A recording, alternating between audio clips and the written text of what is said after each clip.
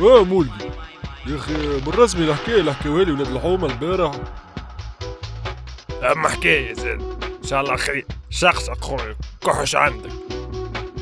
تيلي وزميات وباتيستا كانوا قاعدين معايا، يا واد قالوا لي خالك ولا وزير وباش يعينك كاتب دولة مسؤول على جيبان الكاميرا. يا واد قلت انا نسألك بالك تطلع لغة الشراب ولا حكايك هكا.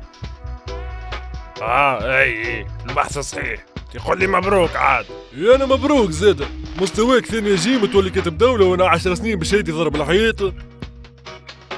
اوي ما حسدناكمش في فقركم وحسدتونا في غنانا. تشبيك كبرت الحكاية. الخال اخويا حب يحقق هدف من اهداف الثورة، يا تخرجني راس راس انا والشبكة.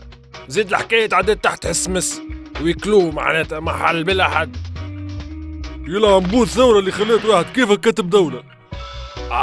جبت برجلة معناتها وبنت على حقيقتك.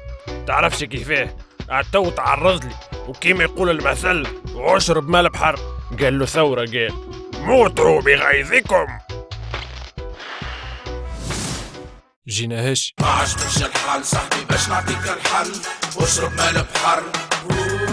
شد الصف قدام الوزارة غدوة باش يعطوك السطل، عبي مال بحر. ما عجبكش الحال صاحبي باش نعطيك الحل، واشرب مال بحر. شد الصف قدام الوزارة غدوة باش يعطوك السطل.